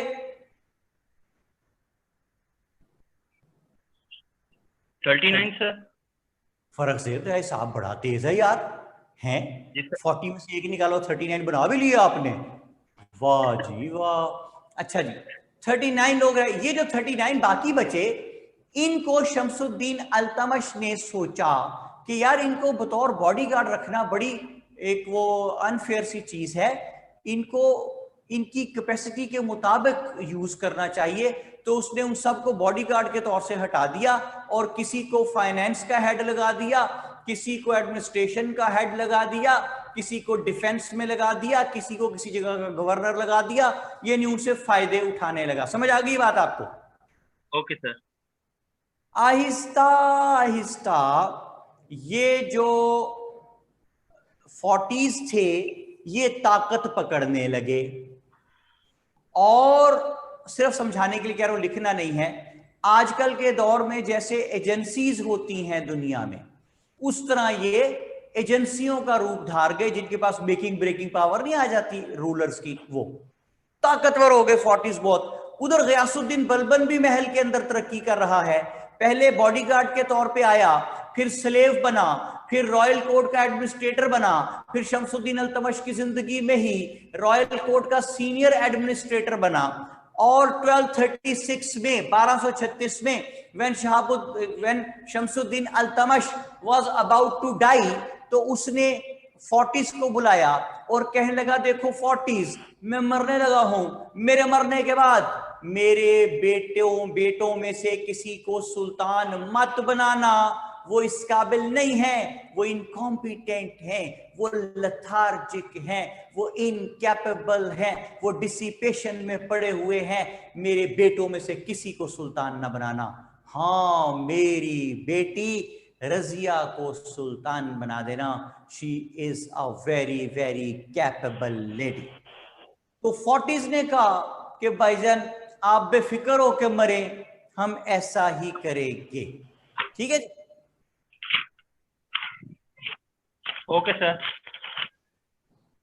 तो जिस वक्त शमसुद्दीन अल्तमश मरा, तो सुल्तान अब किसको बनाना है? फर्रख बेटी को, रजिया को। रजिया को। लेकिन जब वो रजिया को सुल्तान, फर्क मेरे साथ रहना, मेंटी आईक्यू लेवल, अपना आईक्यू लेवल चालू करें, फौरन बटन ऑन करें, आईक्यू लेवल का सवाल आ रहा है कि जो ही शमसुद्दीन अल्तमश मरा और 40s रजिया को सुल्तान बनाने लगे, तो एक मुसीबत पड़ गई। कैसी मुसीबत पड़ी? अगर 1988 जैसे सिविलाइज्ड दौर में, सॉरी 1200 कब फौत हुआ जी अल्तमश? फर्क 1236 में। Sorry sir, I don't remember that sir. अभी तो लिखा तो हुआ सामने यार, पढ़ लो 1236 में। I am not writing down anything. Okay, तो मैंने कौन सा साल गलती से बोल दिया है? इट वाज, आपने तो 1988 बोल दिया है। सॉरी यार, फर्क, slip of tongue, it was फर्क। No problem sir, no problem. चलो, बड़ी मेहरबानी, बहुत शुक्रिया बेटे, आपने कहा कि no problem sir, if you have committed slip of tongue तो नो प्रॉब्लम सर। खुले दिल से उन्होंने मुझे माफ करने का ऐलान फरमाया। एडा तो मोहम्मद बिन कासिम है। ये क्या बात हुई भाई? स्लिप ऑफ टंग नहीं, नोमान पूछ रहे हैं कि जी 1988 आपने क्यों कह दिया है? स्लिप, अच्छा अपनी मर्तबा आपके जो मकबूल लीडर हैं वो जर्मनी और जापान की सरहदें मिला दें तो कोई मुज़ायका नहीं है जी। वो हम आह भी करते हैं तो हो जाते हैं बदनाम, वो कत्ल भी करते हैं तो चर्चा नहीं होता। कौन लिख रहा है यहाँ पे भाई? बेनजीर भुट्टो, आगा फरहान अली शाबाश, आगा फरहान अली शाबाश। ये है फर्क आईक्यू लेवल जो मैं आपको जगाने का पहले कह चुका था। मेरे बेटे देखो कि 1988 मेरे मुंह से क्यों निकला, डेलिबरेटली मैंने कहा ताकि आपको बात मुझे याद रहे कि 1988 में बेनजीर भुट्टो बनती है पाकिस्तान की prime minister, who was a legendary woman, she deserves to be the prime minister, like खातून थी बहुत। तो अगर 1988 जैसे सिविलाइज्ड दौर में औरत के हुक्मरान बनने पे इतना तूफान मच सकता है, वो इतना तूफान मचाओ कि क्या बताऊंगा। सबसे ज्यादा शोर इन्होंने मचाया भाईजान ये जो है डीजल वाले मारे कि औरत हमारी हुक्मरान कैसे, 73 के आइन के तनाजुर में औरत हमारी हुक्मरान कैसे हो सकती है, क्या हम बेगैरत हैं, औरत हमारी हुक्मरान। इतना शोर, फर्क हो गया। No sir, I am with you sir. तो अगर 1988 जैसे सिविलाइज्ड दौर में औरत के हुक्मरान बनने में इतना शोर मचता है, तो सिर्फ ये अंदाजा लगा ले फर्क कि 1236 में कितना तूफान मचा होगा। आप समझ आ गई बात आपको? सर तो 1236 में तूफान मच गया, इतना शोर मचा कि औरत हमारी हुक्मरान नहीं बन सकती कि 40s को शमसुद्दीन अल्तमश की वसीयत के अगेंस्ट काम करना पड़ा और उन्होंने रजिया को सुल्तान न बनाया, बल्कि उन्होंने उसके बड़े बेटे फिर रुकनुद्दीन फिरोज को सुल्तान बना दिया। फर्क ठीक है बात? Okay sir, Ruknuddin Firoz. क्योंकि बाप ने कहा था नकम्मे हैं, नालायक हैं, आवारा हैं, नाकारा हैं, इनकॉम्पिटेंट हैं, लथार्जिक हैं और किसी काम के नहीं हैं, इनको सुल्तान मत बनाना। तो बाप से ज्यादा कौन बेटे को जान सकता है? हुआ ये कि वो सुल्तान रुकनुद्दीन फिरोज को उन्होंने बना दिया। वो नालायक आदमी साबित हुआ बाप ने, जैसे पहले बताया हुआ था। वो खुद शिकार पे निकला रहता था और एडमिनिस्ट्रेटिव अफेयर्स तमाम उसने अपनी वालदा मोहतरमा शाह तरकैन के हवाले कर दिए, TURKAIN, तरकैन। ये बड़ी जालिम औरत थी, छोटी छोटी बातों पे लोगों को मौत की सजा दे देती थी। तो एक अनरेस्ट क्रिएट हुआ और 40s ने माँ बेटे दोनों को कत्ल कर दिया और अब के उन्होंने सुल्तान बना दिया रजिया को, रजिया सुल्ताना, 1236 से 1240 तक। फर्क ठीक है बात? 36 से 1240 तक सर उनके बेटे ने सर रूल किया। हाँ जी, रजिया सुल्ताना ने, ठीक है। ये ध्यान रखना, मैंने सारी चीजों को ले जाके आइडियोलॉजी से मिलाना है बाद में। अच्छा जी, 1240 तक रूल करती है Razia. Razia proved herself as a very able woman, very capable woman, very sagacious woman, very just woman. Before becoming sultana, she used to do sharai parda, but after becoming sultana, she stopped doing that. Rather, she started wearing the soldier's dress. हर वक्त फौजी लिबास में होती थी। She was brave up to this extent कि as soon as she used to come to know that somewhere some revolt was taking place, तो वो खुद जाके वहां पे अटैक कर देती थी। मोहम्मद अहमद, मैंने स्पेल करके बोला था नाम, आप कह रहे हैं नाम रिपीट कर दे उसकी मदर का, शाह तरकैन, TURKAIN। तो जनाब क्या हुआ कि ये बड़ी बहादुर औरत थी रजिया सुल्ताना, इसने बेशुमार कारनामे सर अंजाम दिए। लेकिन फिर क्या हुआ, फिर यूं हुआ कि एक वो अनरेस्ट अपनी जगह कायम था मुआशरे में। कौन सा वाला कि औरत हमारी हुक्मरान कैसे बन सकती है। तो हुआ ये कि 1240 के नजदीक जाते जाते एक इसका गुलाम था जिसका नाम था Jalaluddin Yakut. Jalaluddin Yakut, he belonged to the black race, काला था जी वो, यह काला, ठीक है, हबशी कौम से तलक रखता था। उस जमाने में जात पात का बहुत होता था, तो वो हर वक्त इसके साथ होता था। ये उसको बहादुरी के और वफादारी के वजह से उसको अपने साथ रखती थी। घोड़े पे इसके साथ बैठा जा रहा है, तख्त पे साथ बैठा, फैसलों में दखल दे रहा है। तो एक तूफान मच गया कि छोटी जात का ये काला जो है जलालुद्दीन याकूत, ये हमारी मलका के साथ क्यों होता है और हमारे फैसलों में दखल क्यों दे। People talk about illicit relation between Razia and Jalaluddin Yakut, but that was not the case.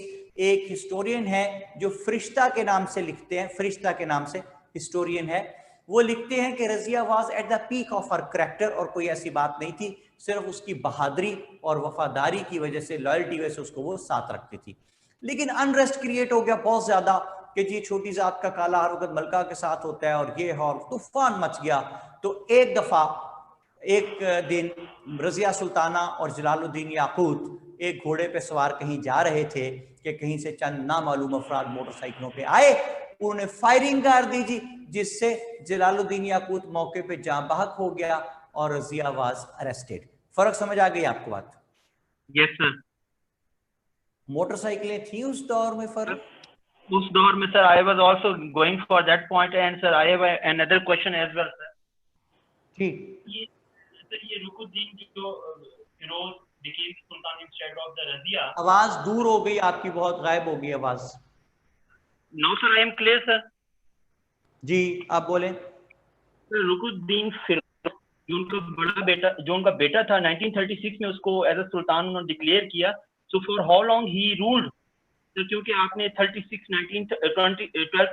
To 1240 तक आपने दोबारा रजिया को ही सर एज आपने वो बताया सेकंड पोर्शन में, लास्ट पोर्शन में। कोई खास बात मुझे समझ नहीं आई बेटा, लेकिन 1236 से 1240 तक रजिया का दौर है, मुझे ये बस मैंने आपको बताया। आप पता नहीं क्या कह रहे, मुझे सारी बात। सर रुकुद्दीन फिरोज को सर सुल्तान उन्होंने डिक्लेयर किया था ना इंस्टेड ऑफ सर रजिया के। जी तो सर रुकुद्दीन फिरोज ने कितने अरसे के लिए सर रूल किया था? 1236 में आया, 1236 में गया। वो बता दिए, फैसला हो गया जी। नुमान इकबाल साहब ने कह दिया है, उन्होंने कहा Ruknuddin Firoz was killed in November 1936। 1936 ये मुस्लिम लीग में काम कर रहा था पाकिस्तान बनाने के लिए। यही बात है नुमान इकबाल, जिना के साथ होता था ये, इकबाल के जनाजे में भी गया था। नुमान इकबाल 1236 से होके हो गया। अच्छा जी, तो जिस वक्त ये रजिया को गिरफ्तार कर लिया तो अब के उन्होंने सुल्तान बना दिया रुकन इसके शमसुद्दीन अल्तमश के दूसरे बेटे को, जिसका नाम था मुइजुद्दीन बहराम शाह। मुइजुद्दीन बहराम शाह जो है वो दो साल रूल करता है, 1240 से 1242 तक। इसके दौर में कोई काम का काम ना हो सका, and he proved himself as a mere puppet in the hands of the Turk nobles. Turk nobles हम किनको कह रहे हैं फर्रख? तुर्कमानिस्तान के लोगों को। ठीक हो गया? फर्क बेटे से लेंगे जी इजाजत, बड़ी देर से हम इनसे बात कर रहे हैं। और अब हम बात करेंगे, किससे बात करेंगे जी? सना शब्बीर से बात कराएं जी।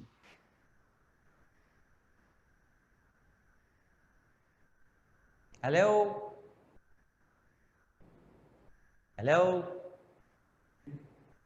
आगे सना किधर है? हेलो, नहीं है।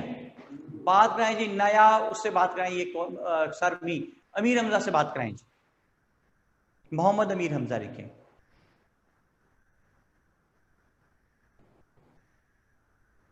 MO से लिखें।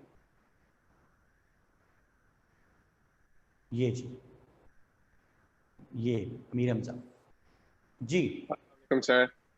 वालेकुम अस्सलाम। अमीर हमजा कैसे हैं बेटा आप? ठीक हैं? अल्हम्दुलिल्लाह सर।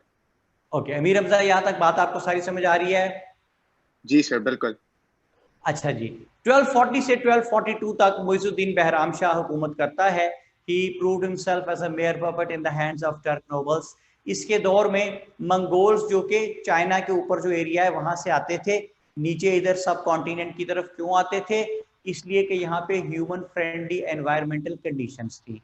जब वो यहाँ आते थे जी, टर्क नोबल सबा खान पूछ रही है कौन है? ये जो तुर्कमानिस्तान से जब 40s आए हुए थे बेटा, इनको हम टर्क नोबल्स कहते हैं। अच्छा जी, ये जनाब वहां से आते थे, मंगोल्स जो है ऊपर चाइना के पास से आते थे, हिमालयाज को क्रॉस करके सब कॉन्टिनेंट में इंडिया में आ जाते थे।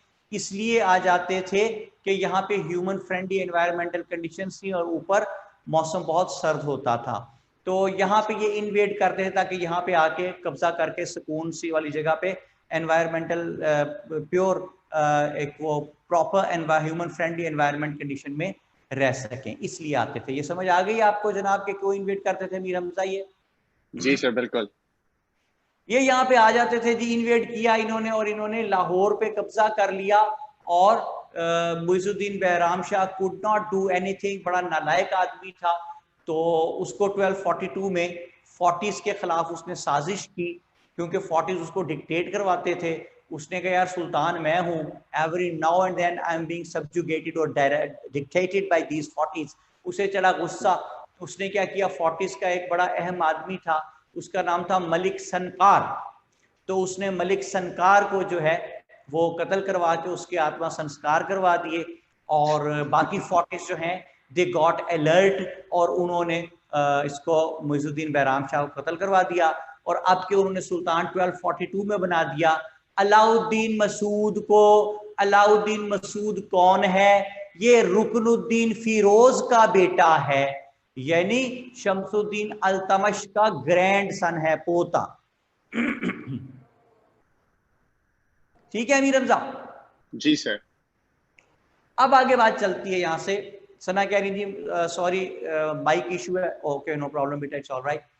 अच्छा जी, तो यहाँ से बात आगे चली कि ये 1242 में ये बना अलाउद्दीन मसूद। ये भी नालायक आदमी साबित हुआ। इसके दौर में भी मंगोल्स ने इन्वेड किया।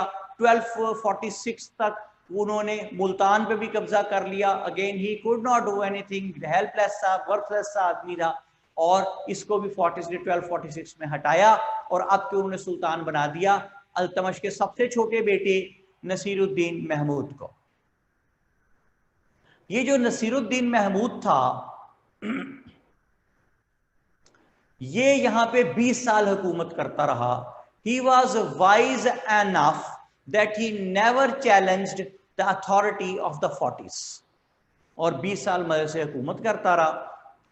बिल्कुल एक लायक आदमी था, नेक आदमी था, दीनदार आदमी था नसीरुद्दीन महमूद। इस हद तक ईमानदार इंसान था कि कुरान मजीद के नुस्खे लिखता था, बड़ा खुशखत था, तो बड़े खूबसूरत लिख के ना कुरान मजीद के नुस्खे वो बाजार में बिकने के लिए भेजता था। उससे जो अर्निंग होती थी उससे अपना रोजमर्रा का खर्चा चलाता था। एक दफा ही केम टू नो कि जो नुस्खे ये लिख के भेजता है वो बाजार में बड़े महंगे दामों बिक जाते हैं। तो इसको एहसास हुआ कि ये इसको अनफेयर इनकम हासिल हो रही है, तो इसने फौरी तौर पे एक ऐसे मुलाजिम के हाथ वो नुस्खे बाजार में बिकने के लिए भेजने लगा जिसको लोग बाजार में बतौर सुल्तान के खादिम के रिकग्नाइज नहीं करते थे, और उसको भी इसने कहा कि आपने जाके ये बताना नहीं है कि ये सुल्तान ने लिखे हुए हैं, ताकि मुझे अनड्यू फेवर ना मिले। मुस्तफ़ा इमरान पूछ रहे हैं जी कि sir relation of Nasiruddin with any other previous ruler? Yes, सबसे छोटा बेटा है शमसुद्दीन अल्तमश का। और नुमान इकबाल कहते हैं he was grandson of Altamash, he was son of Altamash. Numan सबसे छोटा बेटा है। जो अलाउद्दीन मसूद है, अलाउद्दीन मसूद वो बेटा है रुकनुद्दीन फिरोज का, और ग्रैंड सन है अल्तमश का। क्या करते हो यार, कितनी आसान बात को मुश्किल बनाते। अच्छा जी, 1266 में नसीरुद्दीन महमूद का ये रूल खत्म होता है।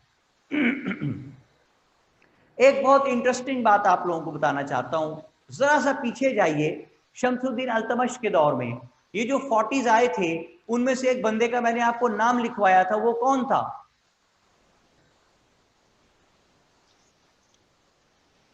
अमीर हमजा? जी सर। वो कौन था बंदा? सर वही देख रहा हूँ। बलबन। जी सर बिल्कुल, गयासुद्दीन बलबन। ये जो गयासुद्दीन बलबन था, जी सर, ये बतौर बॉडीगार्ड आया, स्लेव बना, फिर ये रॉयल कोर्ट का एडमिनिस्ट्रेटर बना, फिर इसको शमसुद्दीन अल्तमश ने रॉयल कोर्ट का सीनियर एडमिनिस्ट्रेटर बना दिया। शमसुद्दीन अल्तमश मर गया, गयासुद्दीन बलबन जिंदा रहा, और रुकनुद्दीन फिरोज के दौर में भी रॉयल कोर्ट में बतौर सीनियर एडमिनिस्ट्रेटर मौजूद रहा। रुकनुद्दीन फिरोज मर गया, गयासुद्दीन बलबन जिंदा रहा, और रॉयल कोर्ट में बतौर सीनियर एडमिनिस्ट्रेटर मौजूद रहा। और रजिया सुल्ताना के दौर में भी आ गया, ये रजिया सुल्ताना भी मर गई, गयासुद्दीन बलबन जिंदा रहा, और अलाउद्दीन और मुइजुद्दीन बहराम शाह के दौर में भी मौजूद रहा।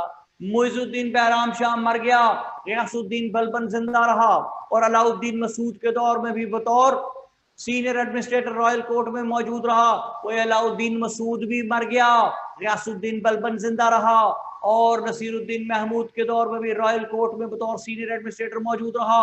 और अब के तरक्की करता करता वो शख्स जो बतौर बॉडीगार्ड आया था, स्लेव बना, एडमिनिस्ट्रेटर बना, सीनियर एडमिनिस्ट्रेटर बना, और नसीरुद्दीन महमूद के दौर में वो तरक्की करता करता सुल्तान का फादर इन लॉ बन गया, ससुर बन गया।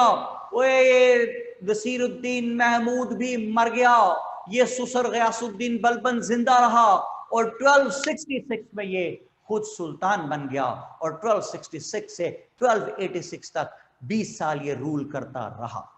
ठीक है, क्या करियर था इसका? हाँ जी, तरक्की देखे आप, भाई की तरक्की चेक करें, कहां से चला कहां पहुंचा। तो 1266 से 1286 तक 20 साल ये रूल करता है। इसका रूल जो है, it is considered as a golden period of the slave dynasty, इसलिए कि he was a wonderful administrator, he was a great general. इसके दौर में मंगोल्स ने इन्वेड किया, हर दफा इसने मंगोल्स को भगा दिया। इसके डाउनफॉल का सबब क्या बना? डाउनफॉल से पहले बता दूं कि इसने 40s की पावर को ब्रेक कर दिया। खुद भी तो 40s में सही था ना अमीर हमजा ये? जी सर, जी सर, बिल्कुल। इसने उनकी पावर को ब्रेक कर दिया। और मुस्तफा इमरान कहते हैं sir Balban married daughter of Nasir. जी बिल्कुल बेटे, अभी तो कहा है, डॉटर ऑफ नासिर नहीं, बलबन की बेटी थी, और बलबन की बेटी की शादी की इसने सुल्तान नासिर से। ठीक है, यानी उसका ससुर बन गया था, सुल्तान का फादर इन लॉ बन गया। अच्छा जी, 40s की पावर को इसने ब्रेक कर दिया। 40s का एक लीडर था, उसका नाम था मलिक बक, BAQ, उसको कत्ल किया, उसकी बक बंद कर दी। उनका एक लीडर था शेर खान, वो KPK में रूलर बना बैठा था। 40s का एक बंदा था शेर खान। शेर खान इसका फर्स्ट कजन भी था बलबन का, इसने उसे भी कत्ल करा दिया। एक इसका 40s का बंदा था, उसका नाम था हैबत खान, वो स्टेट ऑफ अवध AUDH वहां पे रूलर बना बैठा था, इसने उसको भी कत्ल कराया, उसका सर कटवाया और शहर के दरवाजे पे लटका दिया ताकि उसकी हैबत खत्म हो जाए। And in this manner Ghiyasuddin Balban manage to break the power of 40s, the fear of 40s, वो खत्म कर दिया इसने। इसका डाउनफॉल ऐसे हो गया कि इसके दो बेटे थे, एक था बगरा खान, BAGHRA बगरा खान, और एक दूसरा बेटा था जिसका नाम था मोहम्मद अली। ये जो बेटा था मोहम्मद अली, ये बड़ा ओबीडियंट था, बड़ा बहादुर था, हर दफा मंगोल्स को इन्वेड जब वो करते थे ये मार के उनको भगाता था। जबकि दूसरा बेटा था बगरा खान, वो गुस्ताख था, बाप का लड़ता था, बाप से बड़ा बदतमीज लड़का था।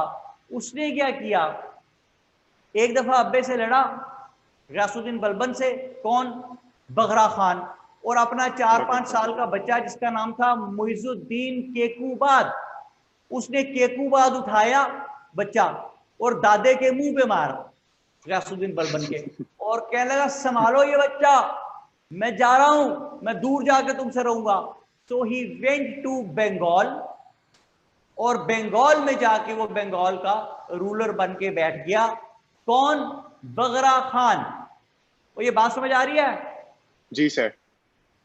अच्छा जी, तो इधर इसके पास बेटा जो रह गया उसका क्या नाम है?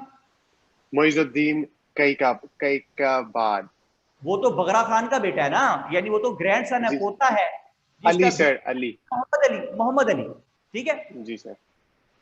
1285 में मोहम्मद अली मंगोल्स से लड़ता हुआ मारा गया, जिसकी वजह से ये ट्रॉमे में चला गया गयासुद्दीन बलबन। इसको बहुत दुख हुआ और ये बीमार हो गया, और इसने अपनी मदद के लिए अपने एक दोस्त को बुलाया जिसका नाम था जलालुद्दीन फिरोज। इसने उसे बुलाया और कहा कि Jalaluddin Firoz, I am sick, बीमार हूं, can not take care of the administrative affairs properly, इसलिए आप ये एडमिनिस्ट्रेटिव अफेयर्स जो है इनको हैंडल कीजिए और मैं जरा आराम करूंगा।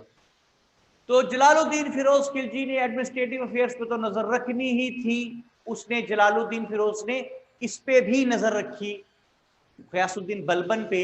और जो ही गयासुद्दीन बलबन फौत हुआ 1286 में। तो अब जलालुद्दीन फिरोज जिसको उसने तमाम एडमिनिस्ट्रेटिव अफेयर्स हैंड ओवर किए हुए हैं, तो जलालुद्दीन फिरोज को क्या चाहिए, सुल्तान किसे बनाए वो, अमीर हमजा? सर बनाना तो उसको अपने एयर को चाहिए, मतलब मोइज को बनाना चाहिए, because that was the only immediate air left. Grandson तो छोटा सा काका पटाखा है, उसे कैसे बना दें? बेटा जो जिंदा बैठा है बगरा खान, उसको ना बनाए? वो तो सर बंगाल चला गया ना। वो बंगाल चला गया तो मर तो नहीं गया ना, बंगाल चला गया। हक किसका बनता है? बेटे का हक बनता है। मतलब बेटा अगर ऑस्ट्रेलिया चला जाए, पीछे बाप मार जाए, तो जायदाद में हिस्सा नहीं बनता बेटे का? हाँ सर, देखिए मोहम्मद असलम मुगल लिखा है, वो डिसोबीडियंट था। हाँ बिल्कुल ठीक बात है। यही प्ली ली किसने? जलालुद्दीन फिरोज ने। मुझे तो ये उस्मान असलम भी ना उसके साथ मिला हुआ लगता है जलालुद्दीन फिरोज के। जलालुद्दीन फिरोज ने कहा, लोगों ये जो बच्चा है बगरा खान, जो लड़का है, ये बाप का गुस्ताख था, और तुम्हारे सुल्तान गयासुद्दीन बलबन ने मरते हुए मुझे वसीयत की थी कि इसको सुल्तान हरगिज मत बनाना। मेरे पोते को, काका पटाका छोटा सा मुइजुद्दीन केकूबाद, उसको सुल्तान बना देना। तो जनाब अली, इसलिए मैं मुइजुद्दीन केकूबाद को सुल्तान बनाने लगा हूं, छोटे से बच्चे को। अच्छा, उसने ऐसा क्यों किया जलालुद्दीन फिरोज ने? उसने ऐसा इसलिए किया कि अगर वो बगरा खान को सुल्तान बना देता, तो बगरा खान सुल्तान बनते ही पहला काम ये करता कि जलालुद्दीन फिरोज को कहता कि थैंक यू वेरी मच, जाओ अपना काम करो, फिर ये तो कभी सुल्तान न बन सकता जलालुद्दीन फिरोज। तो उसने लोगों को बगरा के खिलाफ उकसाया और सुल्तान बना दिया छोटे से बच्चे को, केकूबाद को। यानी इनडायरेक्टली वो खुद ही सुल्तान बन गया ना। बात समझ आ गई आपको? जी सर। पावर्स उसने सारी अपने पास रखी, इनडायरेक्टली सुल्तान वो खुद ही बना पड़ा था जी। और बगरा खान बंगाल में रोता पिटता रह गया, छोटे से बच्चे केकूबाद को सुल्तान बना दिया जिसने। और फिर केकूबाद जरा बड़ा हो गया, वो ड्रंक रहता था हर वक्त, उसको जान के ड्रंक लगा, उसको शराब पे लगा के रखा, उसको हर वक्त जनाब उन्होंने, वो डिसिपेशन में पड़ा रहता था, शादियां करता रहता। और एक दिन उन्होंने उसको उठा के रिवर गेंजिस में फेंक दिया, पता नहीं गिर के मरा या मर के गिरा, वो मर गया। और Jalaluddin Firoz declared himself sultan here, as he belonged to a small village in Afghanistan named as Khilj. So after that his name is Jalaluddin Firoz Khilji. ये बात समझ आ गई आपको? जी सर। ये है जी स्लेव डायनेस्टी, 1206 से स्टार्ट हुई, 1290 में खत्म हुई। 84 इयर्स इसने गुजारे डायनेस्टी ने। आज हमने भी 84 इयर्स गुजारे, पहले हमने शहाबुद्दीन गौरी के टाइम भी देखा। अब इसको लिंक क्या है कि जिस वक्त हमारे पे सवाल आता है कि write a comprehensive note on evolution and growth of Islam in subcontinent, तो भाई हमें यह पता होना चाहिए कि इस्लाम यहाँ पे कैसे आया है सब कॉन्टिनेंट में। कि सिंध और पंजाब में तो आया है मोहम्मद बिन कासिम से, केपीके और बलोचिस्तान में आया है सुल्तान महमूद गजनवी से, और बंगाल में आया है कुतुबुद्दीन ऐबक से। ये पड़ी होंगी चीजें तो पता होगा ना। तो इस सारी डायनेस्टी में से मैंने स्टार लगा के दिया आपको कुतुबुद्दीन ऐबक के साथ। उसकी दो इंपॉर्टेंस है हमारे लिए, एक ही was the first ever person who took Islam to the northeastern part of subcontinent, and second, he laid the foundation of Islamic State. The foundation of first Islamic State. Nurul हुदा कहती है repeat the question। मैं question आपको 1526 तक पहुंच जाऊं तो मैं आपको बताऊंगा क्वेश्चन कैसे कैसे आ सकता है। मैं आपको बोर्ड पे वो सॉल्व करके दिखाऊंगा कि हेडिंग्स क्या क्या होनी चाहिए, और बीच में क्या लिखना है, और कितना लिखना है, और कैसे लिखना है, कितने टाइम में लिखना है, कितने पेजेस पे लिखना है। ठीक है, इस कमांड के साथ हम चलेंगे। बस ये याद रख लीजिए कि चीजों को याद करना नहीं है, याद रखना है। ठीक है जी, तो ये आपके पास पूरी मौजूद है। 1285 में मारा गया था जी वो मोहम्मद अली, सैयद अहमद पूछ रहे हैं। ठीक है जी, आज के लिए इतना ही। तो किताब मैंने आपको कल लिखवाई थी, past president future of Pakistan, doctor Sultan Khan साहब की, और साथ मैंने आपको वर्ल्ड टाइम्स की पाकिस्तान अफेयर्स उस्मानी साहब की लिखी हुई किताब बताई थी। लेकिन फ़िलहाल के लिए मैंने कहा था 1526 तक के टाइम के लिए कि हमारे ये नोट्स ही काफ़ी हैं। सारा इमरान कह रही हैं कि जी sir kindly give overview, light of थी हमारी रेंज से। अब मेरे बेटे 2 मिनट में सारे लेक्चर का बड़ा मुश्किल हो जाएगा।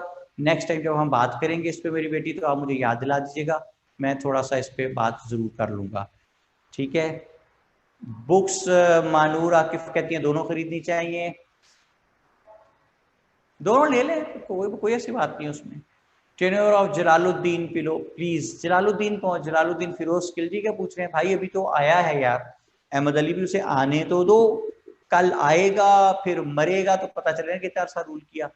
ठीक है जी, बुक रिपीट कर दे। महक कहती हैं जी कि मैंने कहा जी past present and future of Pakistan by doctor Sultan Khan साहब, इसका लेटेस्ट एडिशन ले लिया भाई।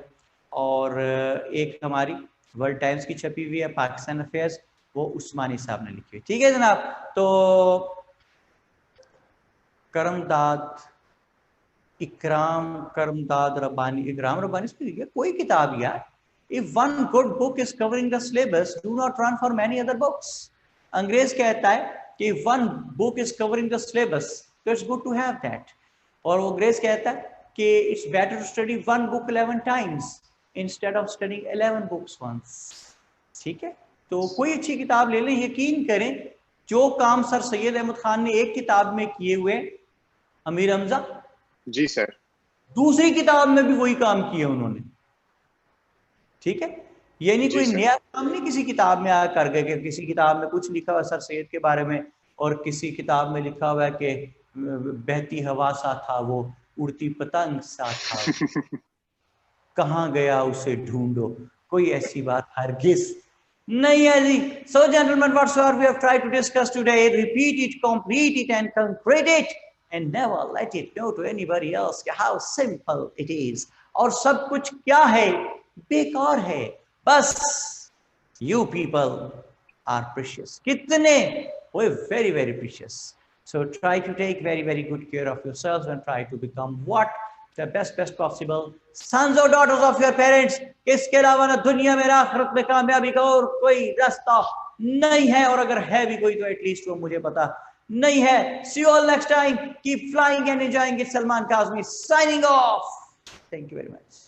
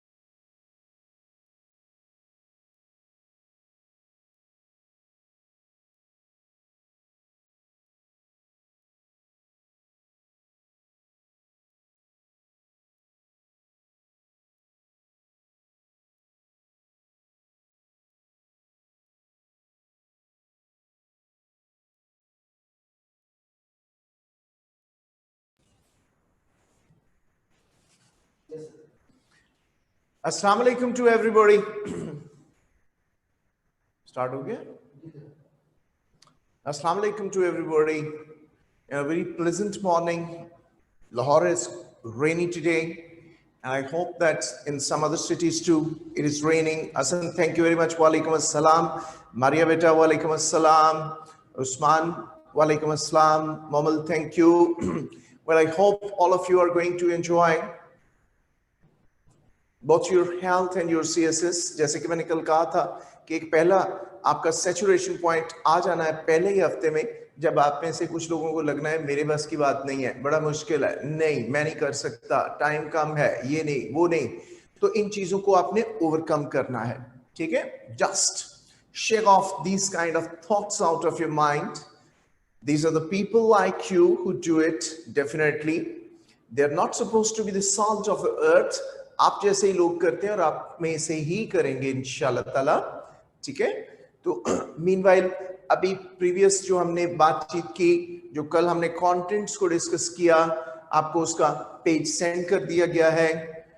एक्नॉलेज कर दें, आपको वो पेज मिल गया है, और उससे रिलेटेड अगर आपने कोई क्वेश्चंस करने हैं तो आप कर सकते हैं, वरना हम आगे चल रहे हैं. Anybody? So जहां से you have got, it means everybody has got that page basically. Any question on your part? Then I'm going to proceed on to Prezi writing, and I'm going to make a request to all of you. वो request ये होगी कि मैं आज Prezi और उसके contents को, उसके rules को discuss करने लगा हूँ. ठीक है, इस दौरान कोशिश कीजिए आप क्वेश्चन ना पूछें. हो सकता है जो कि 98% चांस है कि आपके ज़हन में Prezi से रिलेटेड जो भी क्वेश्चंस आएंगे मैं खुद ही उनको आंसर कर चुका हूंगा. ठीक है, इंशाल्लाह ताला. तो at the end of these points, हर एक कंटेंट को करने के बाद मेरा स्टाइल ये है, मैं आपसे क्वेश्चन आंसर्स लेता हूं, ये नहीं कि eight the end of lecture. ठीक है, गॉट द आइडिया? तो ये नहीं कि eight the end of lecture,